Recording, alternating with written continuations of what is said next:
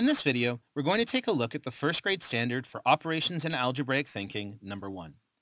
This standard asks that students have multiple opportunities to explore the different types of problems that they can encounter not only in a textbook or at school, but also in the real world.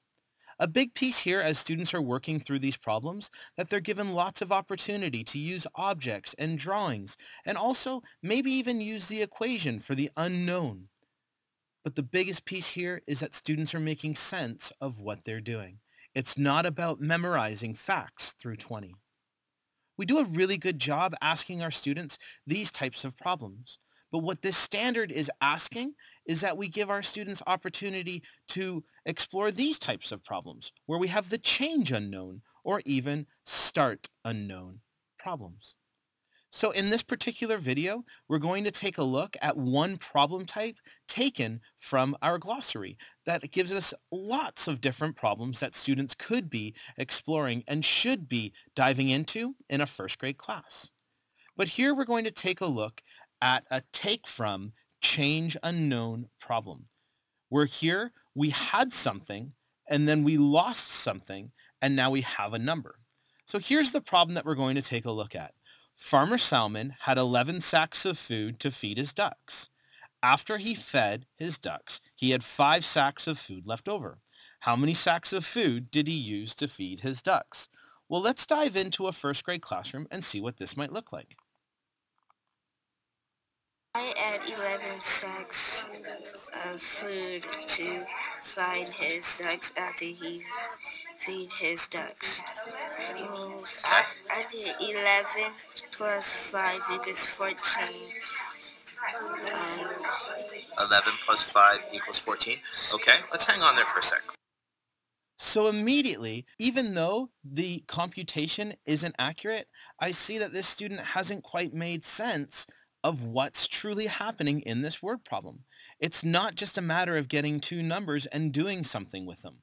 The context here is what drives all of this understanding. So here's what we did next.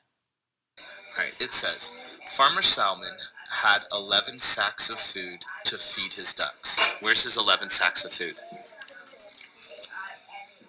Where's the farmer's 11 sacks of food? Where are they right now? With the ducks? Well, here's the 11, right? So there's his 11 sacks of food. Then, feed his ducks. After he fed his ducks, he only had 5 left over. How many sacks did he use to feed his ducks?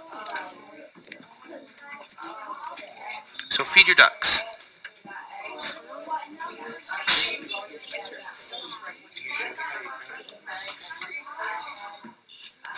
Four. Okay. So what I noticed is, let's go back. So how many sacks of food did he have to begin? 11. Count them for me. 1, 2, 3, 4, 5, 6, 7, 8, 9. What? You want to go back and fix that? Yeah. Let's go back and start from the beginning again.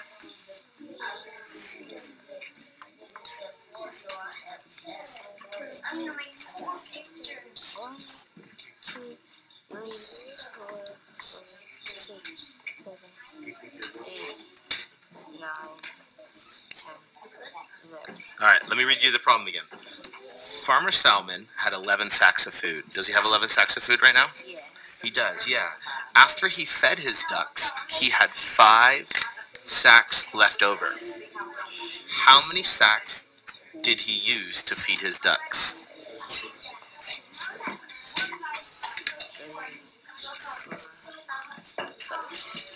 Okay. 6. Okay, well let me go back and read it then. Farmer Salmon had 11 sacks of food to feed his ducks. After he fed his ducks, he had 5 sacks left over. How many sacks does Farmer Salmon have left over? 6. How many should he have left over? 5. So why did you do that? Because the paper said farmer going to have 5. So if Farmer Salmon has 5 sacks of food left over, how many sacks of food did he give the ducks? 6. And how many did he begin with? 11. So how many did he feed the ducks? 5. How many did he feed the ducks? 6. And how many is he left with? 5. Perfect. As you can tell, there was lots of opportunity to jump in, save that student, and make this about answer getting. And it has to be so much more than just answer getting when we're talking about making sense in a mathematics classroom. We needed this young man to make sense of the context. They needed to understand what was happening in this problem. And that's what's great about these 12 problem types that we should be exposing our first graders to. When we use these problems, the emphasis shifts from about answer getting to more about sense making. As you begin to make sense of the problems in this table, you might encounter a problem like this. Clayton had 6 apples, which is 3 fewer than Sierra. How many apples did Sierra have? Well, we see this, and we see this word fewer than, and we immediately might think subtraction. But we know when we make sense of this problem, we need to add 3 and 6 to find out how many apples Sierra had. As students explore these different types of problems, we need to avoid keywords and avoid teaching tricks. One strategy that students could use to solve this problem is use a bar model. Here we can see that Clayton has 6 apples, and we've represented this using a linear model. And we know that the 6 is 3 fewer than the total number of apples that Sierra has. So we start with Clayton's 6 apples, and we add the 3 apples because we know that 6 is 3 fewer than the number that Sierra has. And then we know if we put 6 and 3 together, we know that Sierra has 9 apples. There's so much happening in this standard. Let's make sure we take our time and make it much more about sense making than we do about answer getting.